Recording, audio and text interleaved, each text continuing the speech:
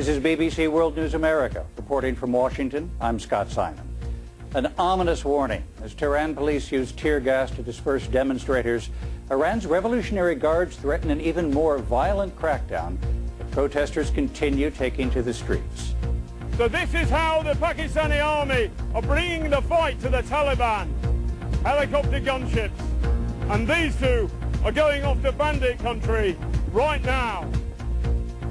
Pitched battles. Pakistan's army has the high-tech advantage in its Swat Valley offensive against the Taliban. But fighters on the ground aren't giving up, not by a long shot.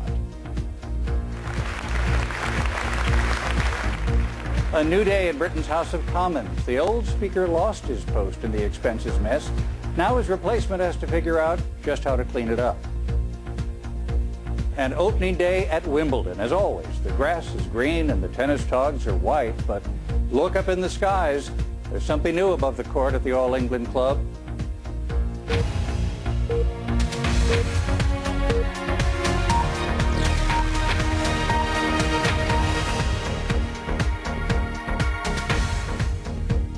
Welcome, I'm Scott Simon, standing in for Matt Fry, who's on assignment. Hundreds of people defied a warning from Iran's elite Revolutionary Guard today, and they gathered in the center of Tehran. Eyewitnesses say they were met with riot police, tear gas, and armed members of the religious militia. Their continued protest comes after a weekend of bloodshed. And as the powerful Guardian Council said, in fact, there had been irregularities in the disputed election.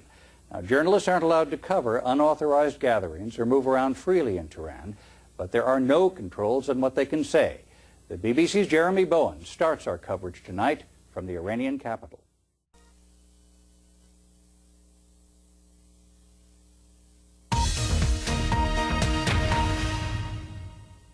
On tomorrow's edition of BBC World News America, we'll continue to follow events as they unfold in Iran, where authorities are cracking down on protesters. And we'll have reaction to President Obama's scheduled news conference.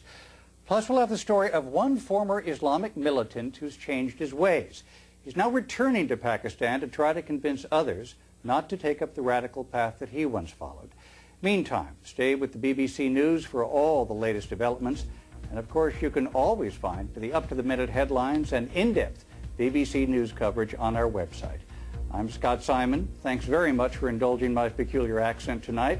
For all of us who work here on BBC World News America, thank you.